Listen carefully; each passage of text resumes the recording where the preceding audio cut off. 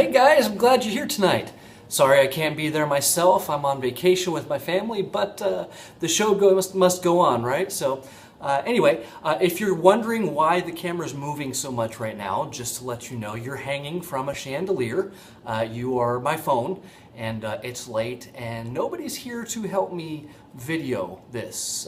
So I'm doing it creative style. So try not to get distracted by my swaying. I hope nobody gets sick.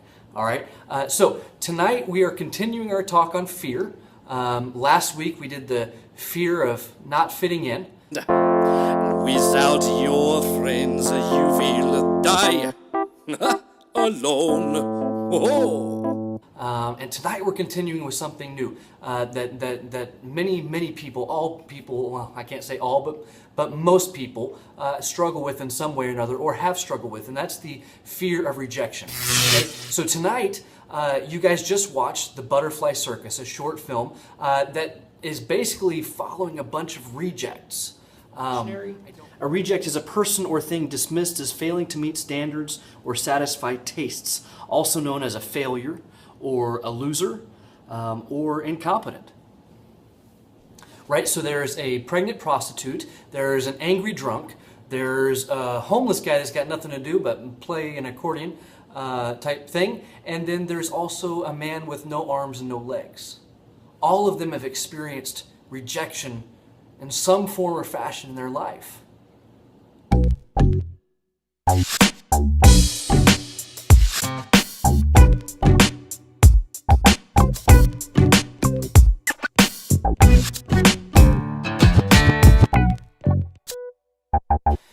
The reason why I wanted you to watch this tonight was because tonight our topic, our fear, is the fear of rejection.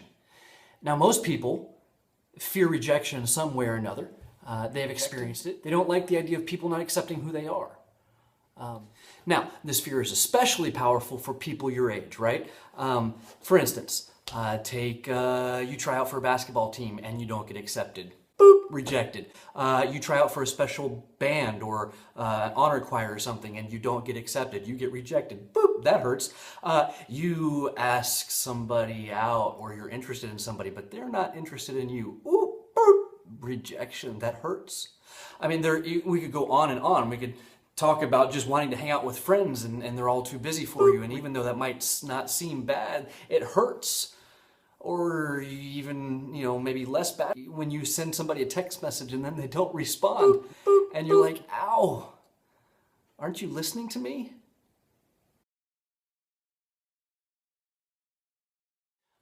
All right, so I fully understand that not everybody has a big fear of rejection. So for those of you that are not afraid of rejection, good on you. But for the rest of us and for most of the world, a fear of rejection is a big fear.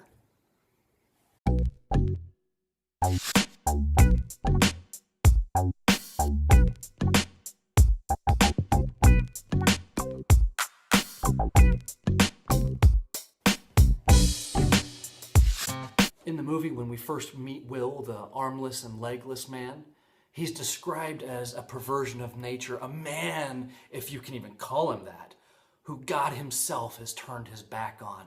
And then people laughed and they threw tomatoes at him and it was awful. But the thing was, Will accepted that description of himself. Did you notice that? He didn't fight back. He accepted that. But then as the movie goes on and he joins the Butterfly Circus and his own friend, the circus master, starts talking to him and says, look at you, a perversion of nature, a man whom God has turned his back upon. And Will gets angry and upset and he's like, what? How could you say that to me? And his friend looks at him and says, because you believe that about yourself. The fear of rejection isn't about being rejected, even though nobody likes that. The fear of rejection is what you're afraid that might mean.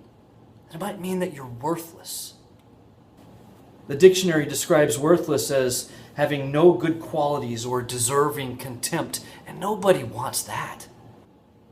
Nobody wants to be rejected because nobody wants to be thought of as worthless.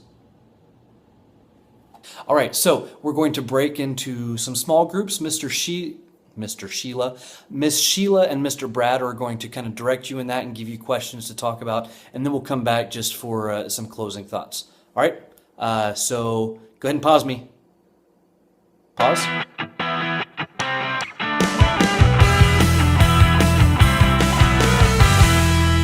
When this movie started, everyone was staring at Will, the freak, the armless, legless man.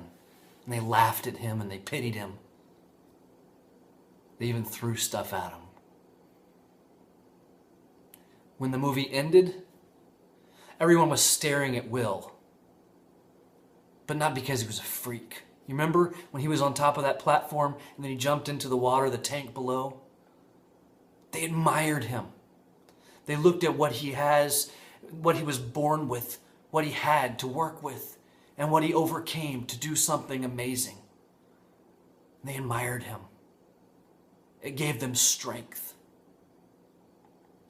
Will started to realize over time that he wasn't worthless, that he had value. He had something to offer.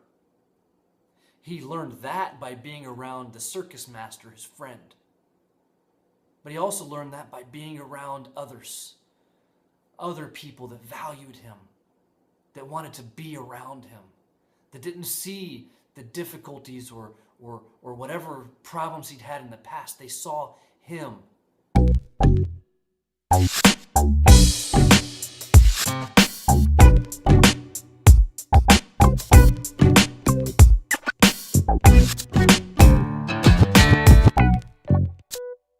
All right, so listen to me. I'm going to get serious.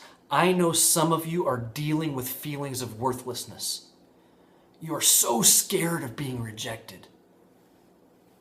But I want you guys to know this. The creator of everything, God, he knows every single hair on your head. Do you know why he knows that about you? Because you're worth it. He knows everything about you, the good and the bad things that you've done, the good things that you have, the gifts that you have. He knows all of that. He knows that you fail oftentimes more than you do good things, and yet he loves you anyway. You know how you know? Because he sent his son to die for you, so that everything that would hold you back is now gone. You are valuable. You are loved by the most important person in all of creation, God. Do you know that?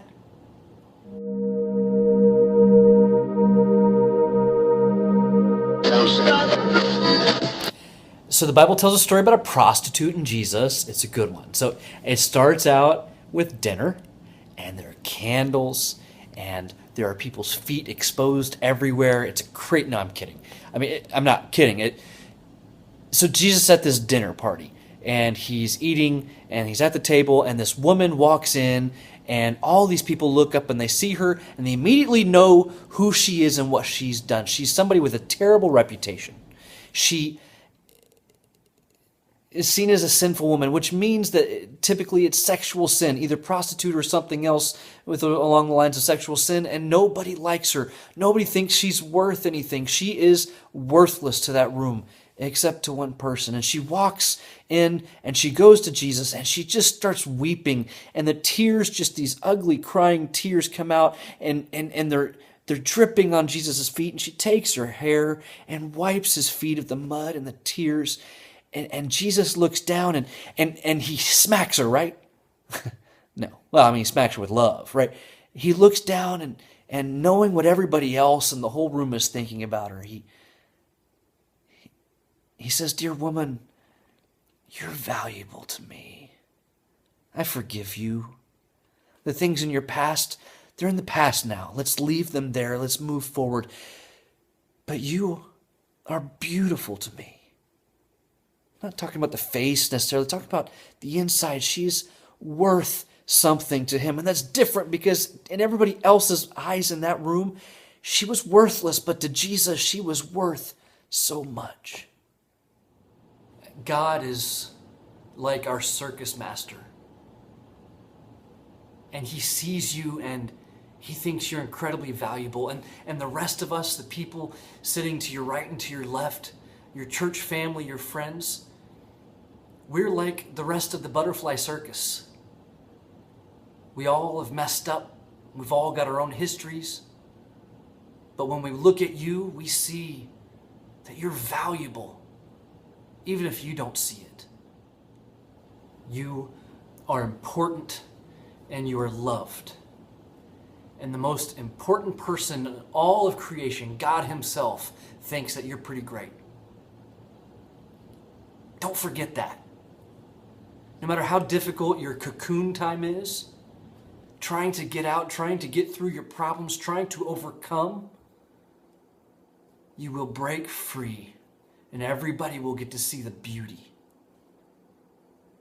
But don't ever forget how valuable you are. Hey, thank you guys for being here. Love you guys bunches. I will see you Sunday for our filming for the next movie. Hey, love you guys. Talk to you later.